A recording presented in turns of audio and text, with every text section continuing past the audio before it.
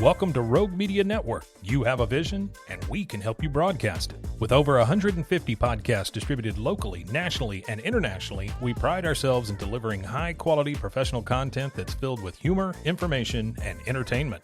Are you an avid podcast listener? Discover relatable and reliable shows that cater to a plethora of tastes and interests. From enlightening discussions to lighthearted banter, there's something for everyone. And here's the best part. You can start your own show with Rogue Media Network. We specialize at providing a platform to amplify diverse voices and perspectives, making sure everyone gets a chance to be heard. So why wait? Tune into our podcast and explore a world of ideas and stories, or step up and let the world hear yours. Call us today at 254-300-7982. Visit us at roguemedianetwork.com or send us an email at hello@roguemedianetwork.com. Join the podcast revolution with Rogue Media Network today. Wine and Crime contains graphic and explicit content which may not be suitable for some listeners. Listener discretion is advised.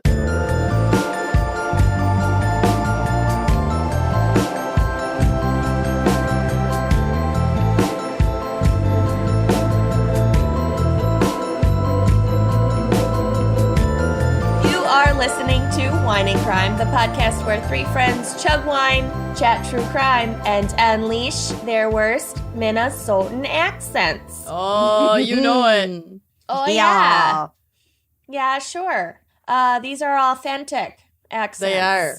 Yeah. And they my mom's is getting stronger by the minute. Oh, my gosh. As she ages. We went to the bank the other day, and we're in Minnesota, and it's like, the banker is still shocked. Yeah, at how Minnesotan she sounded. Yeah, it's so cute. I love it. When I go home, it gets stronger for sure. Oh, yeah. Mm-hmm. Oh, yeah. Proximity.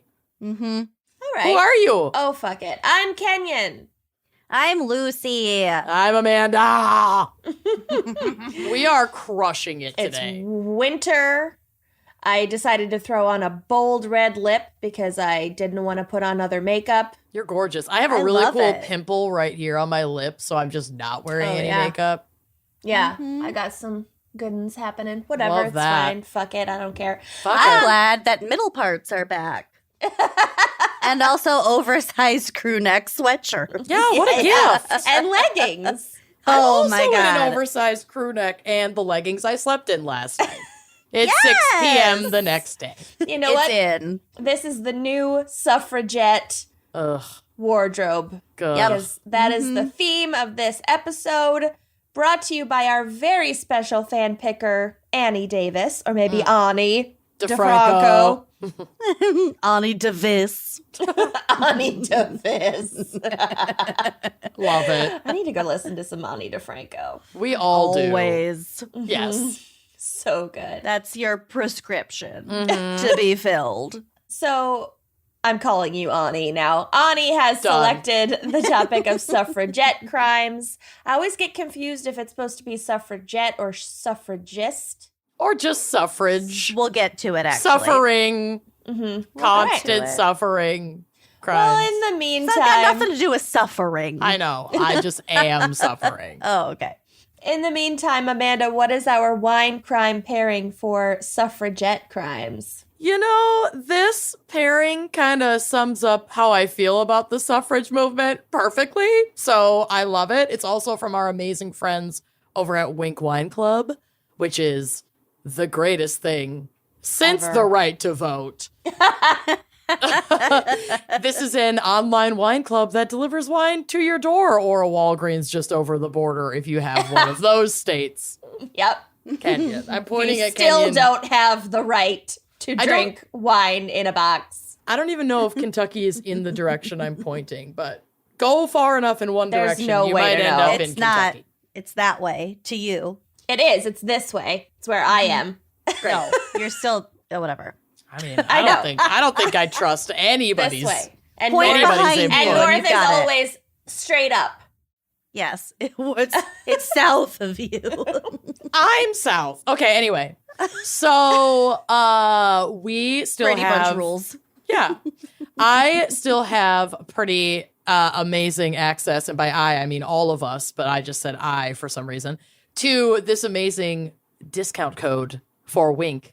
Yes. If it is your first time ordering from them, go to trywinc.com/wine and crime special because you get 4 bottles for $29.95 and free shipping. Woo! That's like Mm-hmm. a hell of a deal. All the wines are really good. They're so all good. the wines are in like beautiful, cool, interesting bottles. Mhm. They're the Yep. best. And today we are drinking the 2020 Sister Snake Grenache. Yes. Ooh, This is sisters. a Western Cape, South Africa Grenache. Nice. She's a beaut. I am not going to attempt to open it with a hair straightener. Just going to do it the old-fashioned Yeah, don't ruin way. that bottle. Nope.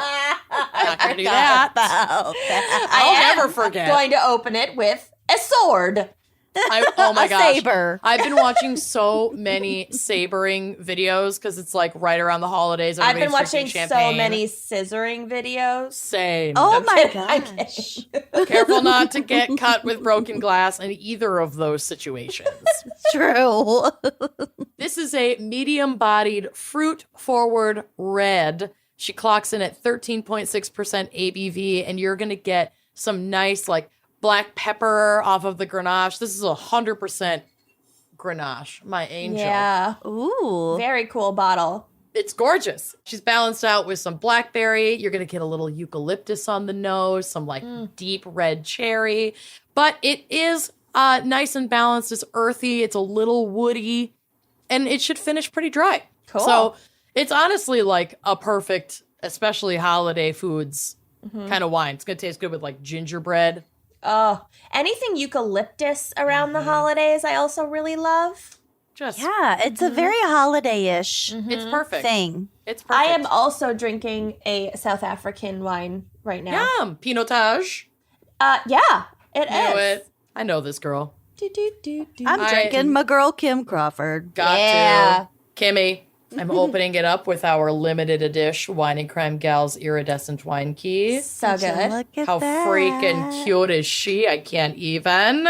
I love these. They're so sturdy. And like Amanda said, limited edition. So Yeah. get your mitts on one of these. We should make a limited edition Wine and Crime hair straightener so that people can open their wine with that. You know, just a thought. I love it. Just a thought. that also has a corkscrew so you can take out the remnants. Yes. A tiny bit of tweezers so you can get your stray hairs and your stray cork. Wine and Those Crime long limited tweezers. edition cork tweezers. Cork That tweezer come hair with- straightener. Protective goggles, Yes. a roll of paper towels, Burn cream. burn cream, a glove. A glove and ace bandage. This will be very expensive, Neosporin. but I'm here for it. All right. Yeah, shall- it'll be a bundle. It's a gift bag. It's a bunch. Shall we pop? Yeah. Here we go.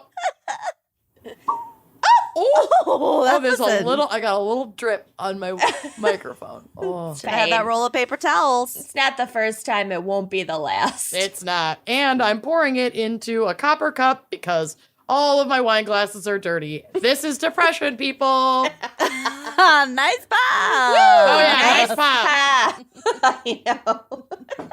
We're I'm all fine. doing great, and the fact that the sun sets at 3 p.m. now is 2:30. not affecting us even a Does it little ever bit. come up? I didn't notice that it was up. I feel like I live in a Sometimes it's Arctic down circle. before I'm up. Honestly, we like always have our shades down just because nudity in my house is prolific. And so there will be days in the winter when I forget the sun exists. Yeah. That's not great for your brain. I wonder why my vitamin D levels are just.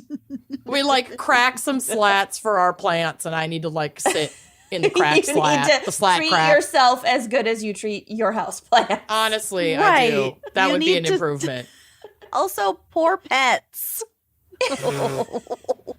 Pepperoni's fine, and Callie goes outside. Unlike You? her mom. I plead the fifth. Anyway, so Okay. let's move Cheers, on. Cheers. Fellow depressed people, happy December. Ugh. All right, Lucy, what is our background Oh, and that's tasty. probably not psych for Suffragette Crimes. There's no psych. Oh, I gotta get my bones. Oh, shake them. People new I to don't the know why podcast. I put them away. Yeah, leave them handy. People new to the podcast, if Lucy's segment does not contain psychology about the crime, then she shakes her jar of goat bones. My cactus-shaped jar of goat It's bones. such a cute little It doesn't jar. have to make sense. No. No. Keep up. Keep up. Glow up. So suffrage is, in representative government, the right to vote in electing a public officials and adopting or rejecting proposed legislation. In nearly all modern governments, suffrage is considered an inalienable right that adheres to any adult citizen. In democracies, it is the primary means of ensuring that governments are responsible to the governed. In So- theory. Mm-hmm. All of this is Nailing within theory. We'll fucking get to it. Don't Yeah. worry. I'm gonna hand you a soapbox. Oh, yeah, we know. Don't blow your load. Yeah. Yeah, I mean, we Yeah. all will take We'll our get tiny, to our it. little soapboxes, I'm sure, in all of our segments. So buckle Yeah. up, people. Mhm. Yeah. Strap in. Yeah. Strap yourselves in. Mother will Mother's kill us if coming. she finds out. That would help with my depression management. I need to watch Mommy Dearest. Oh. Yeah, that always helps. It's a holiday film. It is. It's a Christmas movie.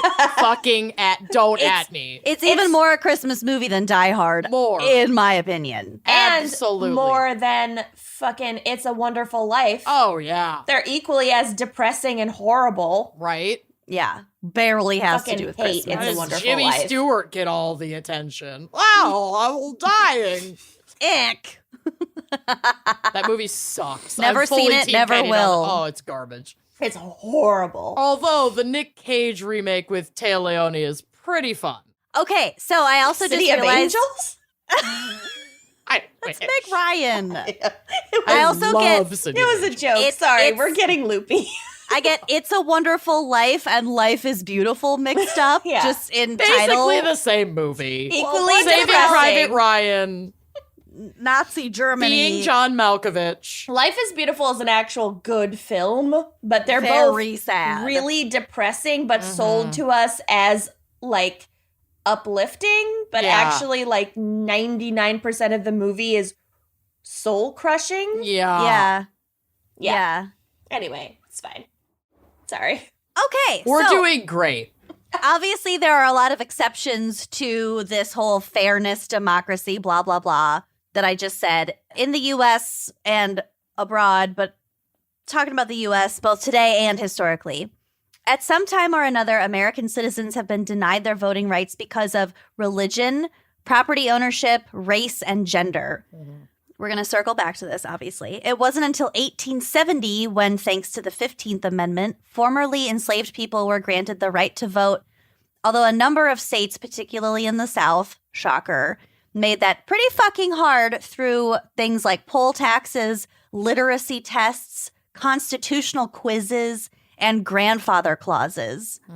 It wasn't And until it was only formerly enslaved men, as we will get to.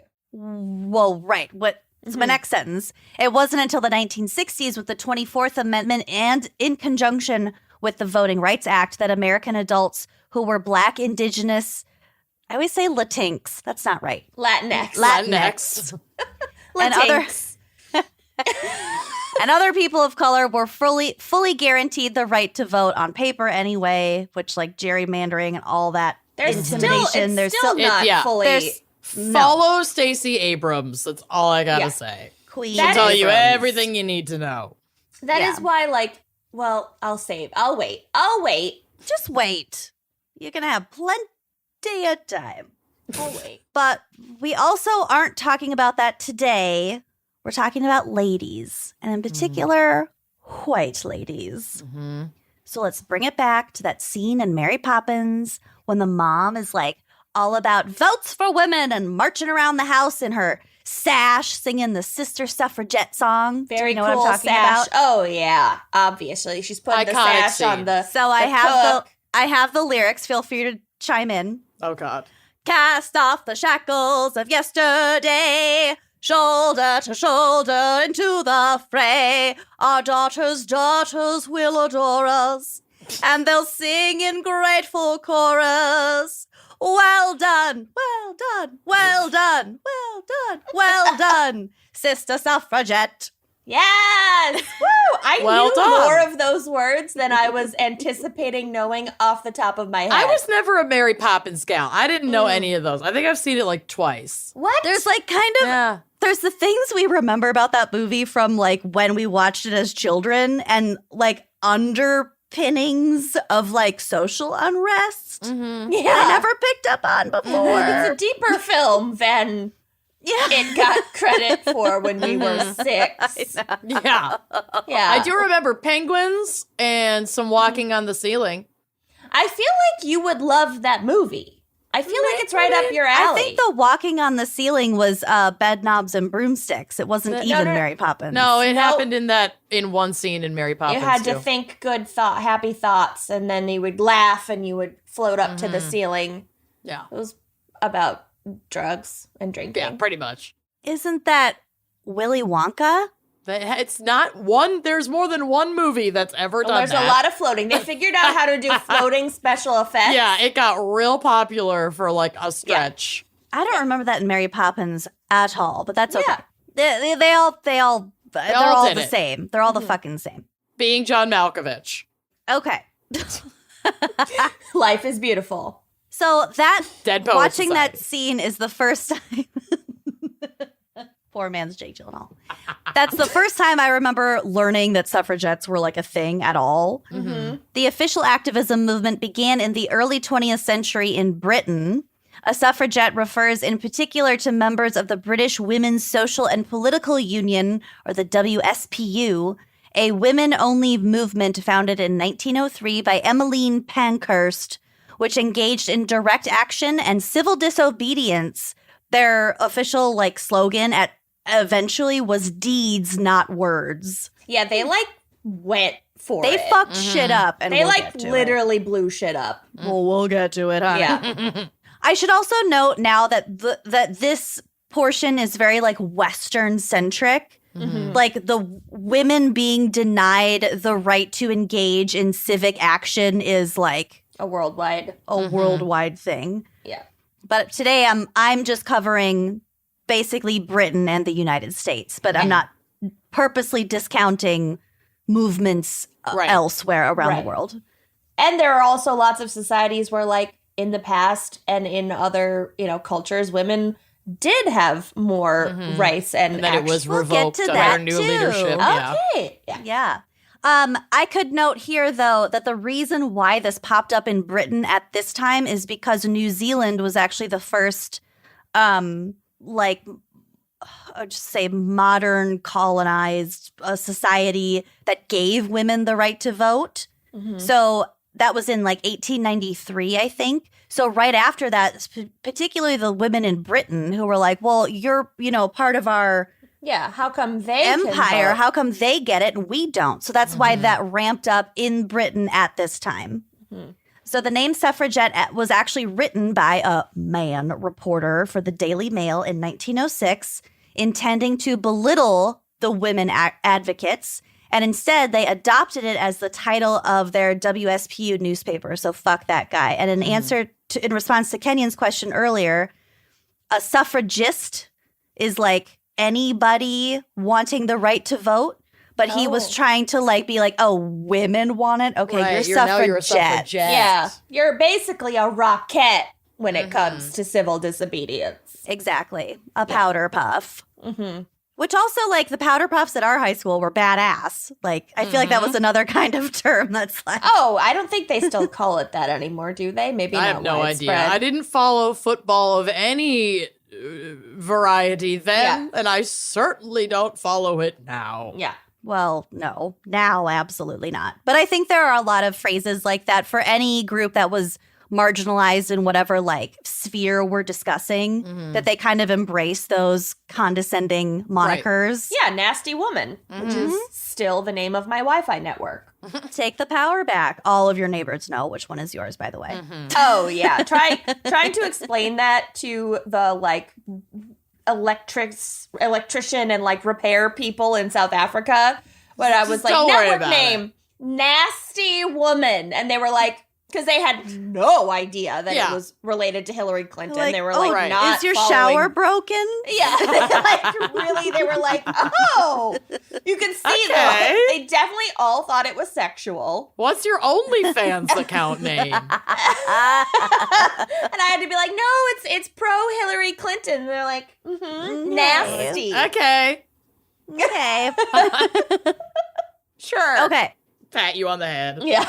So deeds, not words, indeed. The suffragettes heckled politicians. They tried to storm parliament. They were attacked and sexually assaulted during battles with the police. They chained themselves to railings. They smashed windows. They carried out a nationwide bombing and arson campaign. Love And a good face- arson campaign. Depends on the motivations, but yes. If And it's a face- Fox Christmas tree. Oh, yeah. Yeah. People are No, very no. upset. I didn't do it. I didn't do it either, but it happened. Well, they should have watered the tree a little bit better. And they faced anger and ridicule in the media. So, like, PR-wise, very divided. Mm-hmm. When imprisoned, they went on hunger strikes, to which the government responded by force-feeding them. Oh, yeah. We'll get to that. Are you Excellent. doing a case out of Britain? No. Okay. I'm doing the fan pick case. Oh, okay. Because there's, how am I blanking on this person's name? That is like horrible. I almost covered them, but they were one of the suffragettes in Britain at this time and also ethnically Indian, but also like very highborn and like a goddaughter of Queen Victoria or something.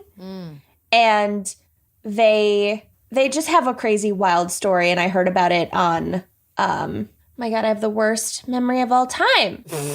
Whatever, it doesn't fucking were matter. a ton, like when I was going through these articles, almost every single woman that they mentioned had like a link to a separate article. Yeah. Like so many of these women who participated in this particular group had like incredible backgrounds, and they just did like the most amazing things. And obviously we'll get to the problematic stuff, but yeah, I mean, to do any of those things, you'd have to be very strong, very motivated. Like they really were really incredible, fucking brave. Yeah. Very really fucking brave fearless, women. some of Like this shit. when you talk about like force feeding, like force feeding is It's torture. really Yeah. violent. Yeah. Literal torture. So here is an excerpt about one of the bombs in their bombing campaign, and this is from a newspaper published in April 1913. Quote, policemen discovered inside the railings of the Bank of England a bomb timed to explode at midnight. It contained 3 ounces of powerful explosive, some metal, and a number of hairpins. Ooh. The last named constituent, no doubt to make known the source of the intended sensation. Sending a message. And ribbons. Yeah. Glitter. And then corsets rain down. Buttons. Whale bones. That would be Epic. badass, actually. Yeah, it would. So the bomb was similar to that used in the attempt to blow up Oxted railway station. It contained a watch with attachment for explosion, but was clumsily fitted. If it had exploded when the streets were crowded, a number of people would probably have been injured. Which obviously we don't endorse No. that. But because nobody was injured in these bombings, It's fine. I don't think injury and death and like maiming was really their Point. goal. Right. No, it was to cause a stir, and it did. Yeah. And was a nobody got hurt. This was a PR move. One notably violent episode was the death of suffragette Emily Davison. Davison? Is this the fan picker's last name? Oh no, Davis. Davis. Oh yeah, Devis. Devis. Devis. Ani Devis. The Close. Devisi code. Emily Devis was a badass, very militant activist. She was arrested on 9 occasions. She went on hunger strike 7 times and was force-fed on 49 different occasions. Jesus. Ugh. Yeah. On June 4th, 1913, Davison attended a prominent derby carrying 2 WSPU flags. During the race, she ran out onto the course, possibly with her flags. I'm not quite sure if she had her flags on her, if the intention was to, like... Probably. I read in one of the articles that her intention was to, like, strap one of the flags onto the horse. Mm-hmm. So the horse would effectively, like, be waving their around. banner. Yeah. That would be tough to pull off. You have to be a really good horse girl Yeah, well, to pull that one off. didn't work either way. She was struck by a horse named Anmer, which belonged to King George V. And Anmer was running at about 35 miles an hour. So if you can... Anmer. Basically, she got basically getting hit by a car. Yeah. So she was knocked unconscious. She was at least, like, hit by the horse. I don't think the horse stepped on her, but it might have, like, kicked her, kind of. Yeah. Yeah, I mean, any impact at that speed and... You're told. It's a horse. Yeah. It's a horse. It's pure muscle. Mm-hmm. So she was knocked unconscious, and she later died at the hospital from a skull fracture. And her death was ruled due to misadventure. Okay, well, that's how I want to die. I want that on Kind of a my really death certificate. cool reason of death. Mm-hmm.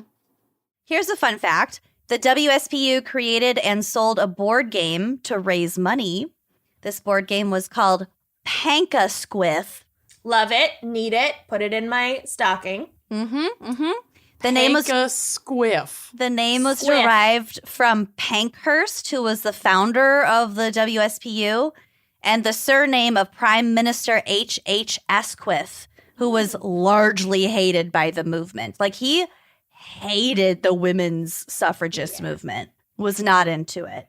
So this why board call game... it Hurst and just call it Pankasquith? I like Pankasquith. It's fun. It's memorable. It sounds like a condition that I would have as a diabetic. Do not take Pankasquith if you're allergic to Pankasquith.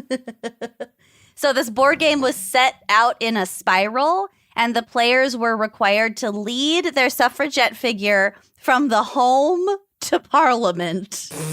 And you had to pass obstacles from Prime Minister H.H. Asquith and the Liberal government. Oh, So it's like Candyland. that's amazing. Like political Candyland. That's really cute.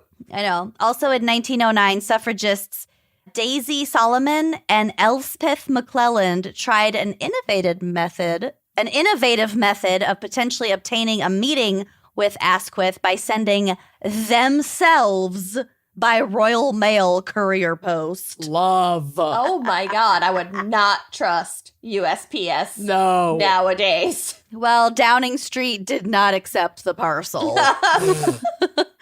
McClelland is known to history as, quote, the human letter. Okay. And I'm Love also it. not sure why Daisy Solomon didn't get a cool moniker, but it probably was because she was less prominent because McClelland was like a very well-known architect. Mm. So, Cool. you know, and Also- a human letter. Love the name Elspeth. Elspeth. Elspeth. Mm-hmm. Jumping right over the pond to the United States because a lot of bullshit went down here as well. Mm-hmm. The demand for women's suffrage began to gather strength in the 1840s, emerging from the broader movement for women's rights. In 1848, the Seneca Falls Convention, which was the first women's rights convention, passed a resolution in favor of women's suffrage, despite opposition from some of its organizers who believed that the idea of women's equality was too extreme for some of them. There are always going to be people within the movement holding the movement back. I mean, yeah, I still think it's too extreme, honestly. I know.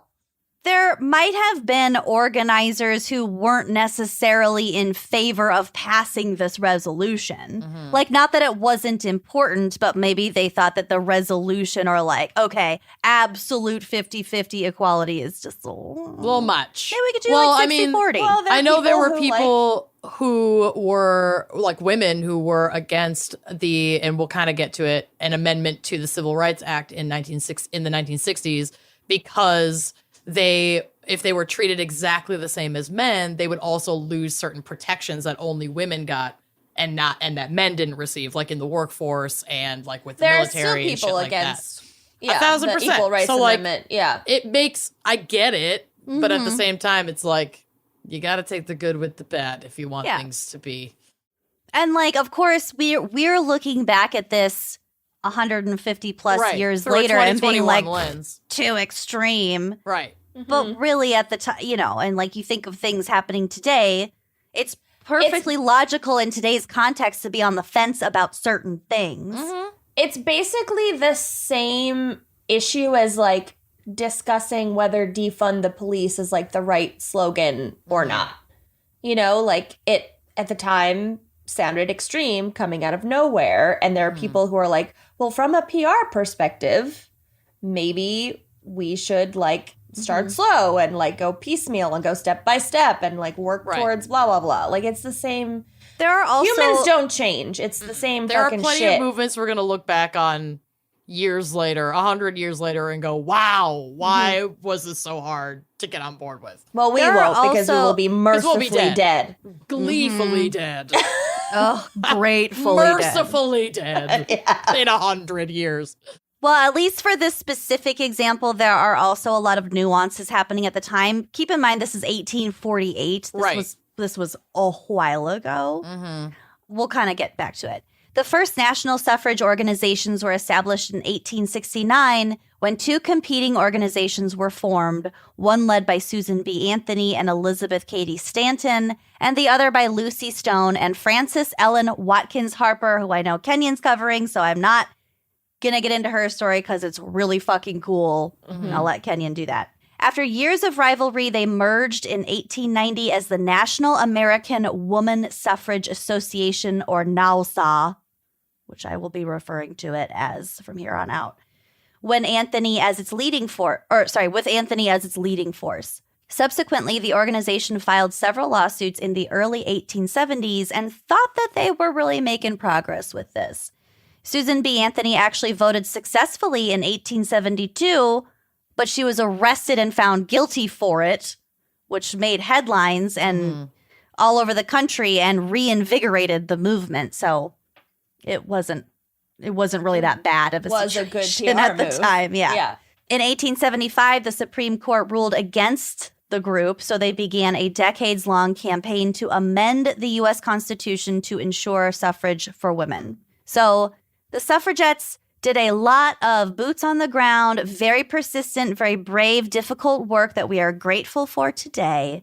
But to cast the movement as progressive is discounting a whole lot of racism, anti-Semitism, colonialism, and a bunch of other ugly isms that need to be addressed in order to see the full picture of the suffrage movement and its effects.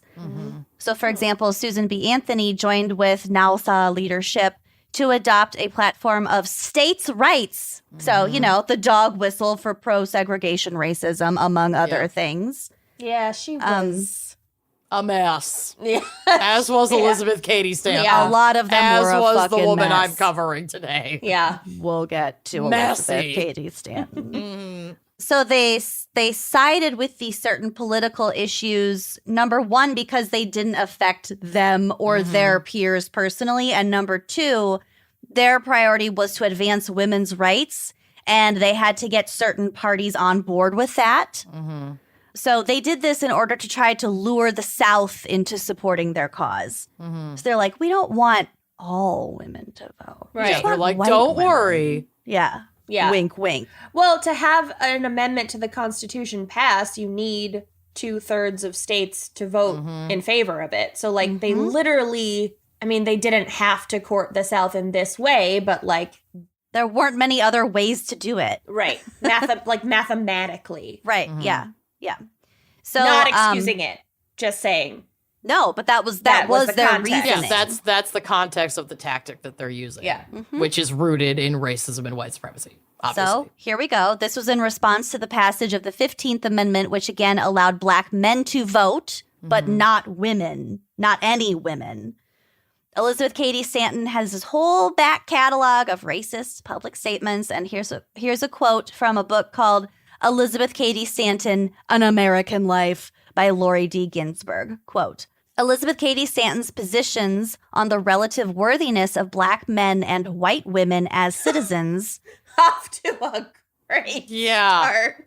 Let's start ranking relative worthiness of human that's literally, beings. she was comparing Black men. Black women weren't even on the table. Right. It was white women and Black men. Yeah. It was what it was. The 2008 presidential election all over again, where people were just like, who do you think will defeat oppression first?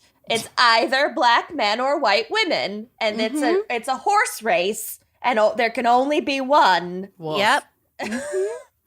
So her choice of all too familiar racist language had broad and lasting consequences, both theoretical and strategic, for the movement she helped to lead.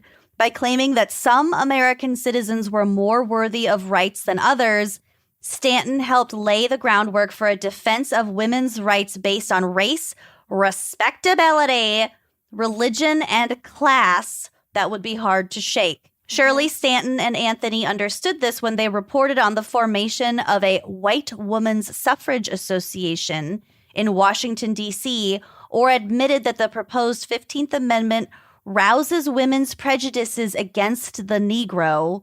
Well, that was a quote. While increasing, quote, his contempt and hostility toward her as an equal. Furthermore, this appeal to prejudice, whether intentional or not, worked. One woman wrote Stanton and Anthony's newspaper, The Revolution, to declare that she had, quote, never thought or cared about voting till the Negroes began to vote, but now, quote, felt my self-respect rise. If Black men can she's vote, she's so horrified. Exactly. Yeah. Now she's moved to action because how dare Black men get the vote before her? It's also a divide and conquer strategy, because it was like, well, we don't want to give everybody power, so we're going to divide this movement that had been kind of commingling in the abolitionist movement and suffrage movement together, not like peaceably, but they had been working. We can't win them all. Let's split together. this down the middle. Yep, exactly.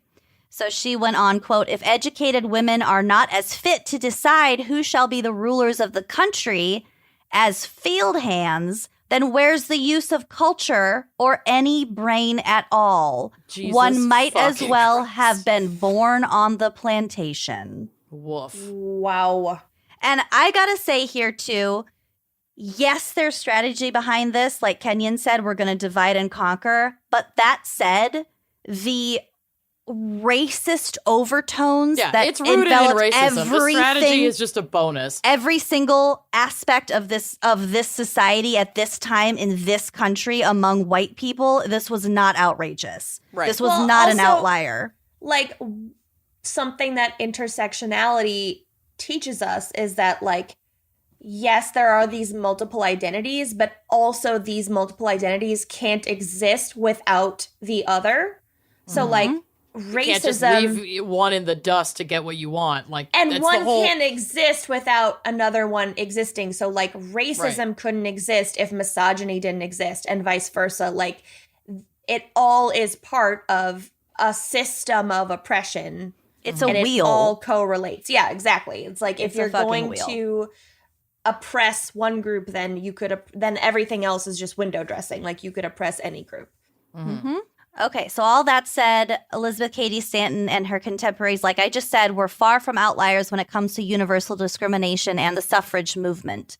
I'm going to end with a really good quote from a PBS article, which is in my citation notes if you're interested. Your side piece, PBS. PBS is my side piece. I Yeah, know. Britannica's your bottom bitch, and PBS is your side piece.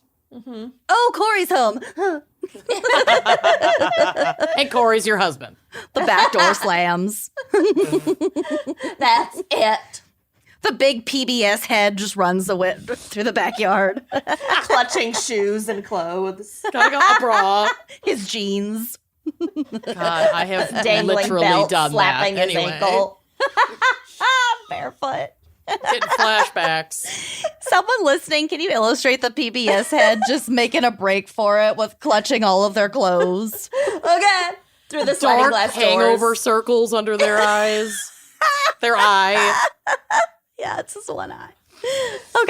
Okay, quote, the women's suffrage movement was inspired by indigenous civilizations in which women often held leadership positions inside and outside the home, to what we were saying earlier. Additionally, the women's suffrage movement had its roots in the abolitionist movement. Initially, women, free people of color, and enslaved people bonded over a mutual desire for suffrage. Women were often invited to speak at abolitionist group meetings, allowing them to utilize their platform to call for change.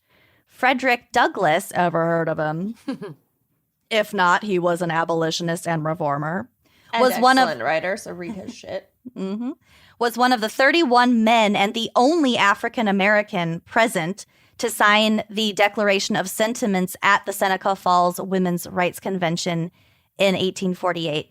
He also established the American Equal Rights Association alongside Elizabeth Cady Stanton and Susan B. Anthony, the two that we were talking about, well, all this racial remarks. Also, yeah, like we said, Frederick Douglass is a black man. So at this time, they were in cahoots.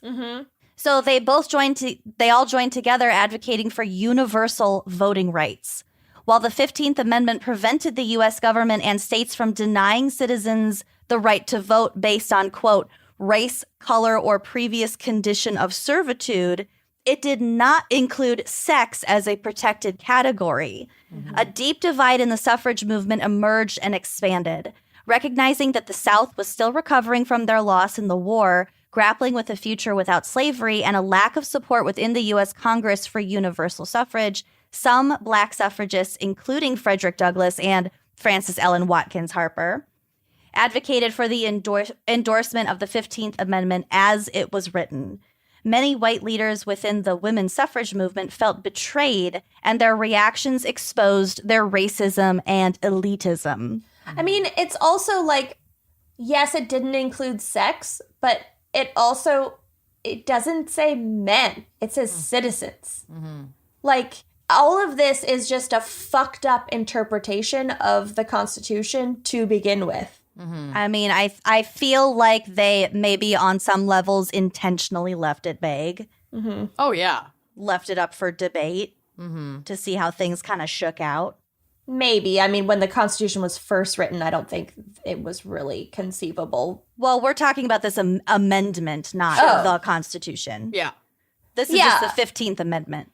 I'm just saying, like, I think it's, especially right now with, like, what's going on at the Supreme Court now, it's, like, really important to think about how much hinges on the makeup of the current court at the time and their personal interpretations and readings of the exact text. Because a lot of things, when you're in the moment and in the time period, you don't realize are interpretive, but are completely interpretive and therefore, like, subject to change. Sorry, I'll stop. I mean, you won't, but it's okay. It's fine. I just have very little left to go. I just have very little left in my tank, but it's fine. I'm just running on empty here. Okay, continuing the quote. The suffragists shifted their focus to single-mindedly pursuing voting rights for white women. Leveraging their power and privilege, they made a conscious decision to exclude BIPOC women from their movement. In the end, women's rights to vote has long-standing effects on society. By the way, this is me talking now. It's the end of the quote. Studies have found links between women's suffrage and things like increased spending on schools and an uptick in school enrollment. And one study found that as American women gained the right to vote in different parts of the country, child mortality rates decreased by up to 15%. Wow. So there are a bazillion reasons why women need representation in government. I don't think we need to run through the list. Right. First of all, it's just equality. But secondly, it has very real world effects, like literal decreased death rates. So when was it? Oh my God, this is embarrassing. Was it the 21st Amendment that women were granted the right to vote? What amendment were women granted? The 19th Amendment. The 19th that was passed Amendment. in 1920 Okay. granted white women the right to vote. Well, and okay. So here's the thing. Like, again, back to this, like, interpretation issue. Like, the 19th Amendment granted technically granted all women the right to vote. It didn't say white women. It was interpreted to only be white women, and also like ancillary laws state by state and discrimination prevented women of color from accessing the ballot box. But they had the right to vote. Well, they were black more than they were women. Right.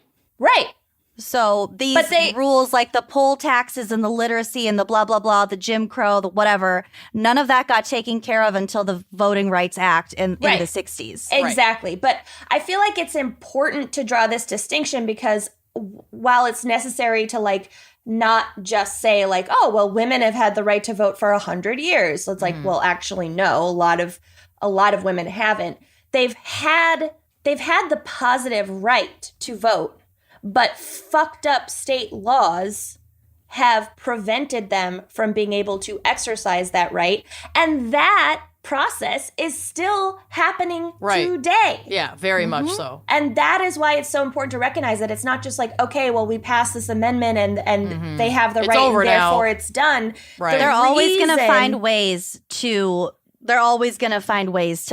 fuck that up. Always. Right. I just feel like, I don't know, am I making any sense about drawing that distinction? It's like when people say like, well, the 19th Amendment granted white women the right to vote. I mean, like, I get what you're saying, but also like I get that language isn't in that constitutional amendment, but it's also, it needed to be distinct to omit any kind of like basis of religion, sex, race, discrimination, because there were other things existing in the Constitution that work hand in hand with the 19th Amendment that did explicitly exclude black people, indigenous people of color. So like those amendments exist on the same plane, and because the 19th Amendment was reached like with an active knowledge that this amendment, as written, even vague without saying white, would only grant white women the right to vote. Well, no, because it happened after the 15th Amendment.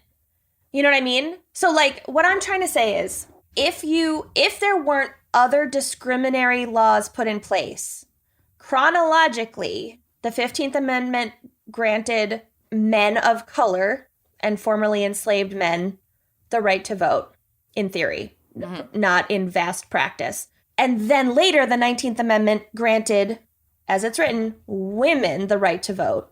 So at that time, women of color should have been allowed to vote and technically were allowed to vote. They didn't have any kind of real access they didn't have like constitutional protection from states' rights at that time under the 19th or any amendment. Existed and were being actively denied to them through these other state laws. Right. Which For example, Jim Crow stuff. Exactly. Which were patently unconstitutional. But and that is still that's happening true. now. And on the unfortunate reality of like the majority of the suffragist movement is that like white activists during that time were aware of those disparities. Yes. And aligned with anti-blackness and Yeah. racism to get what they wanted. And we'll kind of get to it in my case too, and like made promises to women of color that then they fucking, the second they got the right to vote, Yeah. were like, well, bye. oh, we're good, bye, never mind. Yeah, Exactly. So Yeah. it's just like, it's more complicated than the amendment says only white women can vote. You're absolutely right about Right. that. Well, there's all sorts of nuances, and I think a way to sort of leave this would just be a reminder that laws and legislation are living. They're Right. fucking alive. We deal with it every day. I think it's a cop-out when people say, oh, I don't get involved in politics. Like, okay. What a privilege. It's being shaped every single election, every Supreme Court nominee, every single amendment that's passed. It evolves. It's living. So you have to pay attention. You have to protect these rights because they are not guaranteed for the rest of your lifetime or generations to come. They can really be not. withheld through interpretation and stupid, shitty state laws. They can be reinterpreted. They can be rescinded. And we will get to that in my case. And like, you know, think about like Reconstruction right after the end of the Civil War. There were, you know, a spate of like black, I don't know about senators, but like Congress people and like locally elected officials who were black men in the South. And then all of that backslid and then they couldn't even vote for decades. So don't take any of this shit for granted, people. Yeah. It's important to know our history. Obviously, there's problematic elements of fucking everything. So it's good that we're addressing these, that we're discussing these. Yeah, we can't just like idolize a movement and not like, you know, it's like idolization politics. Like we're supposed to have a critical eye about these things because these disparities exist. And if we don't acknowledge and confront them, then they'll continue to exist. Yep. All right. I think we've said what needs to be said. Good start. Oh, do you? Because we haven't even gotten started. Look at how red my face is right now. Is really red. My face is bright red. I'm like amped up. All right, let's cool down and hear a quick. Kenyon, get a ice water. I'm gonna get some water. I had less than one glass of wine. I've had like 2 sips of wine and then immediately got heartburn. So we're doing great over here too. It's a great sode. Let's hear a quick word from our sponsors, please, if we still have any. So I kind of assumed that acne was a thing in your teen years. Oh, no. And not that it would extend into, say, your mid-30s. Your late 30s, even. But that has been my experience. I have been dealing with, you know, like breakouts around my period or just like in general kind of hormonal related acne for years now. And Curology has been the best system that I have found to treat it. I mean, I've just been blown away by the results from Curology. They are actually amazing. Like you, I have hormonal acne. I also have extremely dry skin, which means I have to think about like early onset fine lines because I have no oil in my skin whatsoever. And by, you know, literally doing this podcast was how I heard about Curology. And then I actually discovered that I have a couple friends who use it. And they were like, yes, I'm so glad that you got the sponsor because they are amazing. So Curology is game-changing custom skincare made for you by a dermatology provider. They'll create a custom prescription cream for your specific goals, whether that's tackling acne, like we said, clogged pores, skin texture, dark spots, fine lines, or something else. Like for me, it was moisture. I needed moisture. You start by taking a short online skin quiz and uploading photos. And if it's a good fit, they'll ship you your formula right to your door. It even has your name on the bottle. Like I have this whole thing customized and it has like a cream for me to use in the morning and then a different one in the evening. And then I have a very gentle cleanser and it has been an absolute game changer, like it says. Yeah, it's just so like simple, and I love that it's also custom. So like, for example, like everybody's skin care needs are different, and also everybody's like lifestyle is different and needs in that way. So like the fact that I have been trying to conceive, they took that into account and made sure that there weren't any ingredients in my products that are, you know, counter and indicated for that. I just thought that was really like thoughtful and helpful. And that personalized care, you know, being able to message with your provider to make sure that those factors are taken into account. You know, it's amazing. And it's just so convenient. Like you get everything you need in one box that's labeled. It literally tells you like when to use it. It couldn't be easier. It's incredible. And it arrives like they like really exactly know when to send that next box in your subscription. Like you're never out. Yep. So get started with Curology just like we did with a free 30-day trial at Curology.com/gals. Just pay $5 for any shipping and handling. That's CUROLOGY.com/GALS to start your free 30-day trial. Cancel anytime. Prescription subject to consultation. Treat your skin. Treat it. So online shopping can be daunting, even though I also don't want to in-person shop. No, I do not. So, with online shopping, you never quite know if things are going to fit. Sometimes the returns are difficult. Like, that's one of my biggest pet peeves is having to, like, go to the post office to send returns. I don't know why. I just can't stand it. And sometimes you don't even know, like, where to shop to begin with, Right. It's like I don't even know what stores are cool anymore. So this season, let Stitch Fix do all that hard work for you. Oh my gosh. This is the most important relationship in my life, is my relationship with my Stitch Fix, like, stylist.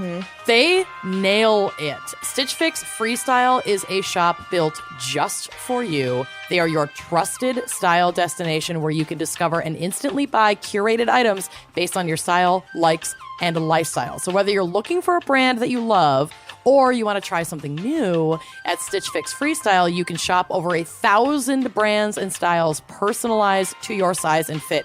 They send me jeans that fit perfectly. That's incredible because your body is My body beautiful and stunning, but also is not easy to buy jeans for. correct. Yeah, she's a Frankenstein's monster, honey. This butt is huge. And that waist is tiny. It's bonkers. I will go into a mall, which, like, that's just, don't do that.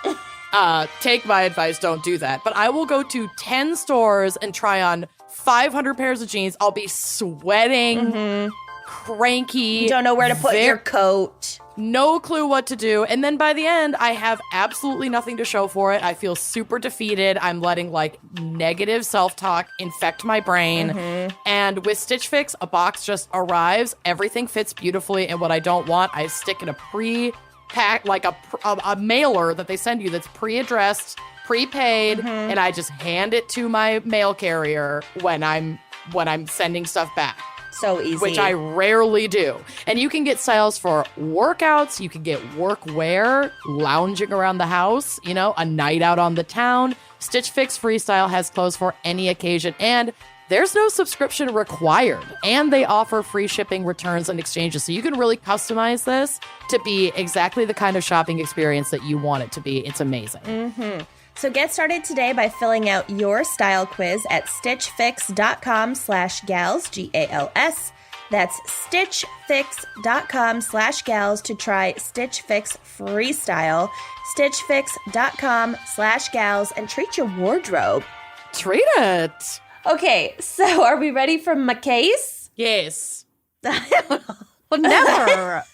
So I don't know why you ask. Lucy referenced this person a couple times at the top because she was very important and influential. Very important. And also a woman of color and an abolitionist and a suffragette and a brilliant writer and just an amazing human being. So Frances Ellen Watkins and then later Harper was born in Baltimore in 1825. And at that time, Maryland was a slave state. But Frances was born a free child to free parents.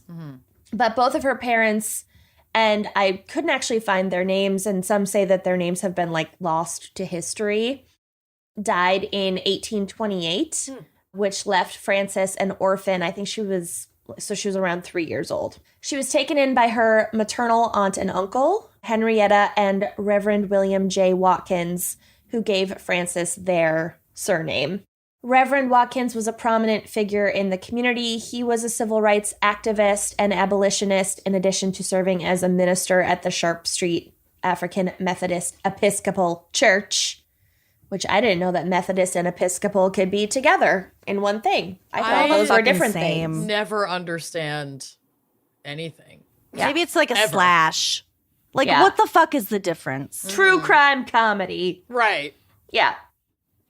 Like, Catholicism is like the extreme, and then everything else is just sort of the same. Zach, as a Jewish person, he, like, just considers all Christianity Catholicism. Right. He just no. Yeah, I know. He like And all Jews are Hasidic. Okay. Right. I know. Yeah. But I know it's totally So he'll like constantly be like, "Oh, well, the Catholics." I'm like, they're not Catholic. They're fucking Baptist. Like it's not. Anyway. Bless his heart. Yeah. So, it's all what you know, right? Yeah. So, again, Reverend Watkins, her uncle / new father figure, also ran a school called the Watkins Academy for Negro Youth, where Frances would be educated until she was 13. And Reverend Watkins was, like, very caring and, like, attentive, but also, like, very strict and had, like, very high standards for his students and especially for Frances, and was, like, a bit of a taskmaster, but obviously, like, it paid off for Frances. He just had, like, super, super high academic standards for people going through his school. Well, which I'm sure you kind of had to for It's his daughter in his school. and as Black folks living in like There was a lot of pressure to right. be the best one could be because there was a feeling of, like, representing an entire community. So at this point, as was typical for the time period, Frances left school to find a job. She found work as a nursemaid and a seamstress for a white family that owned a bookstore. And this gave her the opportunity to continue her education, like, on her own in her free time. So she spent basically any spare time that she had in the bookstore reading and writing. So it was a very ideal job for her as a teen. Yeah. I'll say. I know. Lucy's like, I want to work in a bookstore. I do. If you can't get your job at the funeral home, that would have been Funeral home / bookstore / dive bar / thrift store. okay. Open this. Business idea. Imagine the loan application. What category are you registering in as a business? Oddity shop Entertainment. / funeral home / bookshop / dive bar.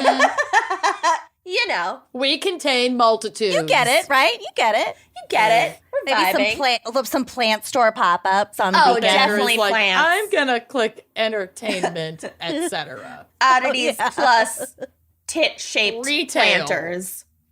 With a redemption center out back. Yeah. Oh, yeah. Recycling hub. Yeah. My God. And Oh my God, I'm and going to smash start burgers. sketching now. Oh yeah, and like a burger restaurant or whatever. Yeah, people get hungry. At a funeral home. Yeah, They do. they do. I mean, that's We did. We brought snacks to Jessica's funeral. Yes, we did. Sure did. I We was snuck eating them M&Ms into her throughout. coffin. We did sneak M&Ms into her coffin. I was snacking during the eulogy. Got to. Okay, so That's what she would have wanted. It is. it is. So at just 20 years old, Frances published her first book of poetry titled Forest Leaves, and then in some iterations it was entitled Autumn Leaves. House of Leaves. House Oh, of Leaves. God. That was thick. The hardest book to read ever written. I own Have it. you I read it? I have not attempted I own it yet. and I have attempted it, and it's nuts. I own it and I've read it and I liked it. Don't fucking ask me what it's about though. I don't know. It's about a house that looks It's a way trip. smaller on the outside. Yeah, okay. It's a fucking trip. Okay, so this book was thought to be completely lost to history until a single copy was discovered in Baltimore by a scholar named Johanna Ortner in the 2010s. So how So cool how is many that? copies did she Shouldn't publish that many copies. Probably didn't Yeah. publish that many copies, and a lot didn't survive, and then they found this one. Yeah. Wow.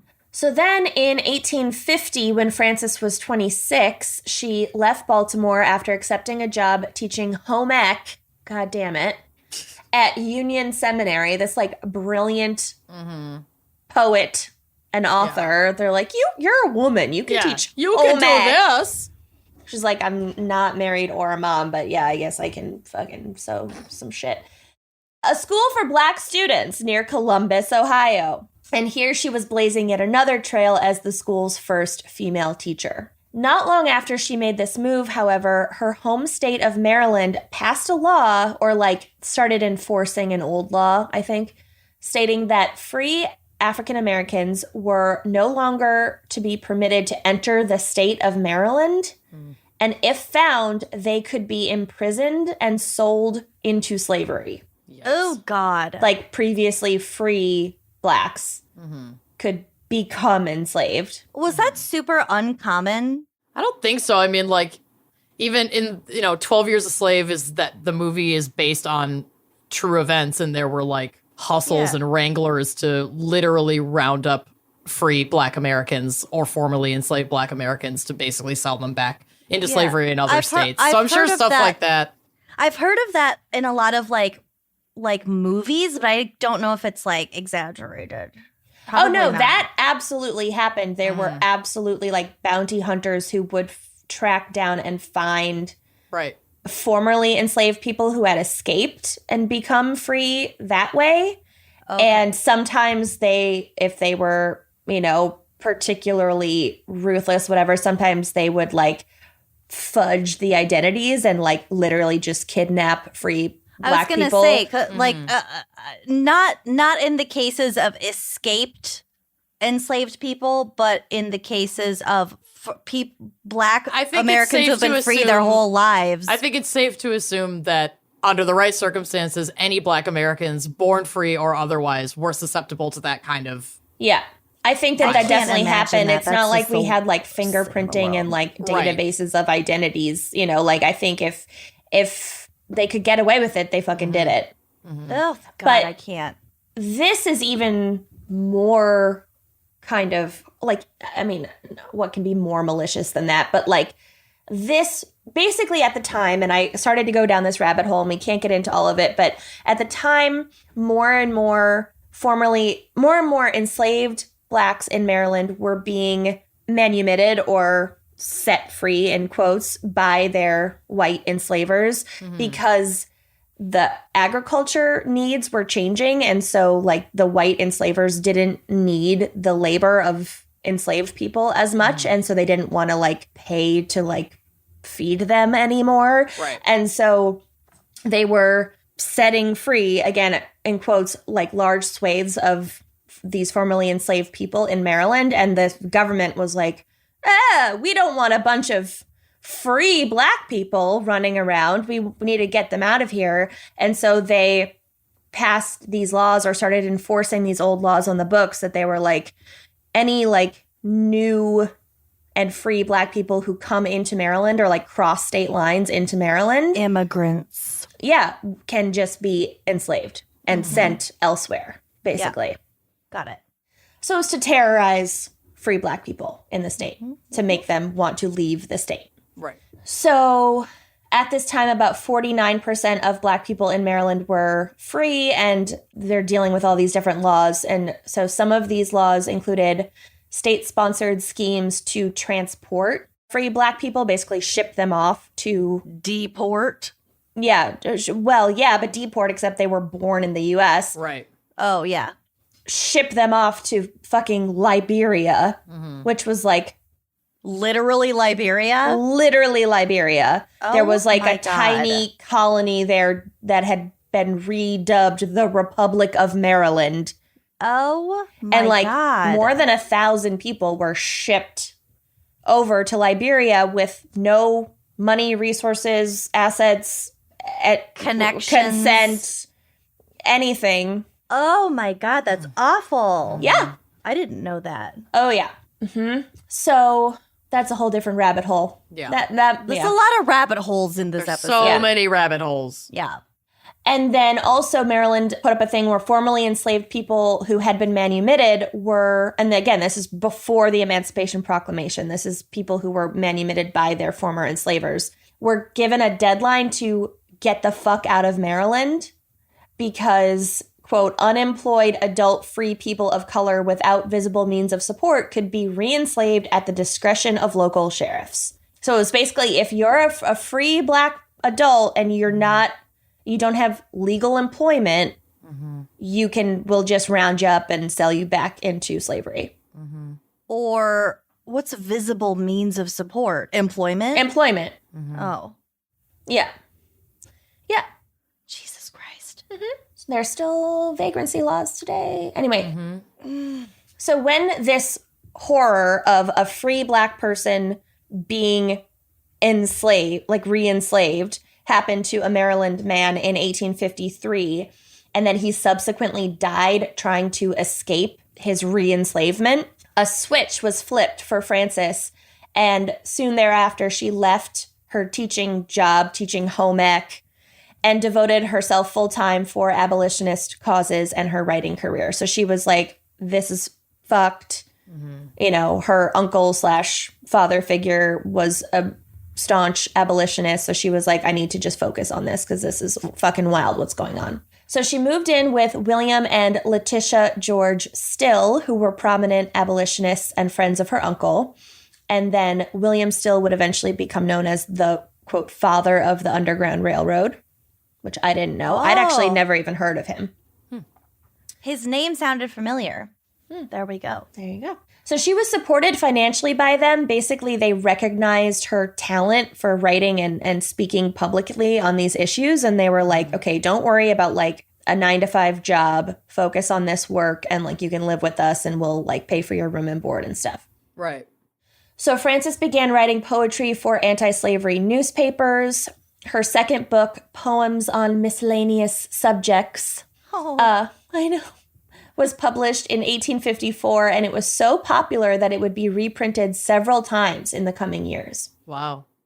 Around this time, she also joined the American Anti-Slavery Society and became a traveling lecturer, which is like still hard today. Yeah. To have that be your life, and she managed to do this as a single woman of color in 1854. That's fucking incredible, especially given all that shit that was happening. God. So in 1854, she delivered her first anti-slavery speech, which she titled, quote, The Elevation and Education of Our People. It was such a success, and her speeches came to be in such high demand that she spent most of her time between 1856 and 1860 traveling around the eastern and midwestern states, as well as Canada, and delivering lectures. Throughout, though, Frances faced intense gender and racial discrimination, something that she was extremely open about in her speeches. And I just love this next part, because it definitely, like, slaps us Northerners in the face for, like, thinking that we're so superior when it comes to these issues when we're fucking not. So on one occasion, while delivering a speech in Pennsylvania, she stated, "Now let me tell you about Pennsylvania. I have been traveling nearly 4 years and have been in every New England state, in New York, Canada, Ohio. But of all these places, this is about the meanest of all." Oh. Not a fan of Pennsylvania. Yeah. It was us in Cleveland. She is making it clear. Brave. Yeah.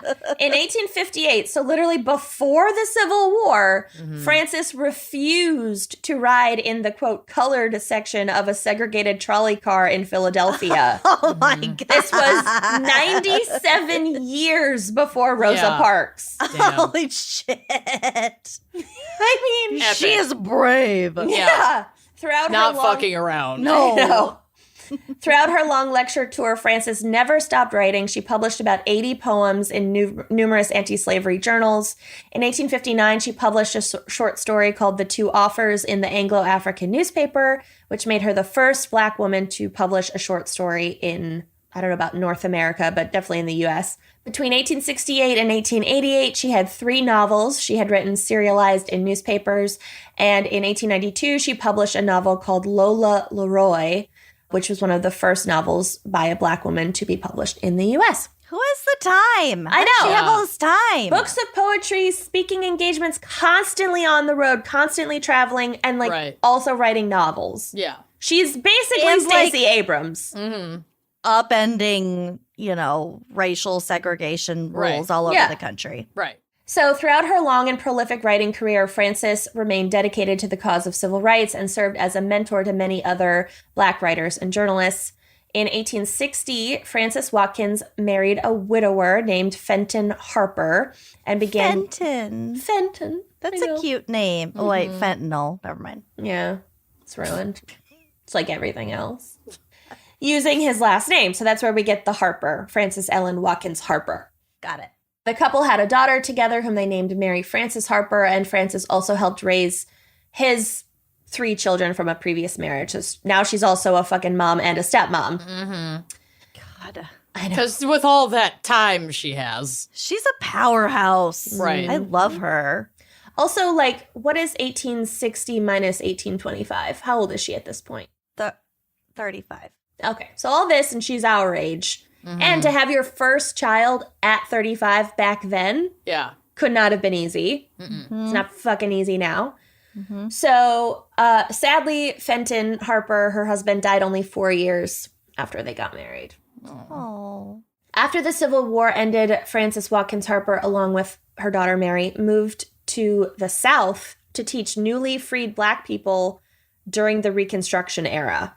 Good. So that also takes God. fucking guts. You're like, I'm going to go into the fray. With my daughter. Yeah, she went where she felt the need was strongest. Yeah. I mean, and this is not to devalue anything that this amazing woman is doing, but it's not like there was really anywhere that's going to be safe from all of these issues. Safer than the South. Right. I mean, in I this suppose era. in some ways protected by law, but Yeah. she's definitely facing these same deeply horrific, like intersectional challenges kind of wherever she goes. So I think that speaks to like what you're saying, Kenyon, even deeper, that she's going where like the need is greatest. Right. So by this point, she's a household name in a lot of circles, especially abolitionist circles.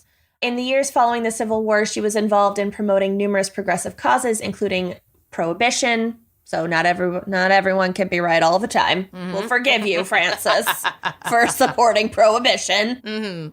And also women's suffrage. So at one point, also, I just to back up what Amanda was saying, like the tension. She was like a prominent figure, so she was a target, and she was just following wherever like the strongest tension was. Yeah. she was I a think target. the She was a fact that woman of color. She was Yeah. a single mom. She's got a target on her fucking back. Yeah. I mean, she's fucking badass. That's wild. So at one point, she joined forces with Frances Willard, a women's suffragist and president of the Women's Christian Temperance Union. Again, I'm sorry, you can't. It's an unfortunate Can't part of win her 'em all. legacy. Can't win them all. One source states that, quote, activists like Harper and Frances Willard campaigned not only for racial and sexual equality, but also for a new understanding of the federal government's responsibility to protect rights, regulate morality, and promote social welfare. But she soon became disillusioned, and she felt that Willard only gave priority to white women's concerns and ignored her efforts to promote racial justice, such as working towards an anti-lynching law or the abolition of the convict lease system, which was basically just slavery by another name, along with prisons in post-Civil War South. Although she would continue to collaborate with white activists, Frances came to feel that it was extremely important that Black people have their own organizations where they could set their own priorities and not always be made to feel like second-class citizens, even within activist circles. Or like a perk, like, oh, women get the right to vote, and that's like the cherry on top. I guess we'll, give some to Black women or whatever. Right. Or just like a side note. she's an working afterthought. so hard. She's so brilliant. She's never going to be given a leadership position in these like women's suffragette movements because there are all these white women clogging the fucking leadership boards. So in 1866, she delivered a speech at the National Women's Rights Convention in New York City titled, "We Are All Bound Up Together," in which she stated, quote, "We are all bound up together in one great bundle of humanity, and society cannot trample on the weakest and feeblest of its members without receiving the curse in its own soul. You tried that in the case of the Negro. You white women speak here of rights. I speak of wrongs. I, as a colored woman, have had in this country an education which has made me feel as if I were in the situation of Ishmael. Which I don't really understand. My hand against every man and every man's hand against me. While there exists this brutal element in society which tramples upon the feeble and treads down the weak, I tell you that if there is any class of people who need to be lifted out of their airy nothings and selfishness, it is the white women of America. Oh. Still true. Oh, yeah. So after this speech, I'm sure that turned off some of the white I think women there was in the some room. fan waving, Pearl clutching. Pearl clutching. pearl clutching. Moo in my hoop skirts. I have to get some air. I'm gonna write about this in my needlepoint. Yes. I hope someone's taking minutes. Where do I leave a Yelp review? Oh, Lord. I want to speak to your The manager.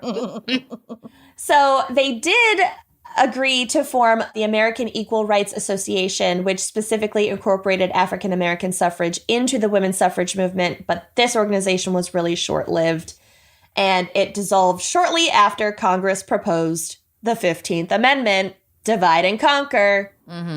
So some of the suffragists in the AERA, most prominently Susan B. Anthony and Elizabeth Cady Stanton, did not support the 15th Amendment. We already went into this. I'm not going to go into all that. Frances, on the other hand, did not want to undermine the progress of Black men by pitting women's suffrage against Black suffrage. So she was kind of like, look, it doesn't have to be one or the other. But if they're handing out rights, take what you can now as long as you fucking help us later. Right.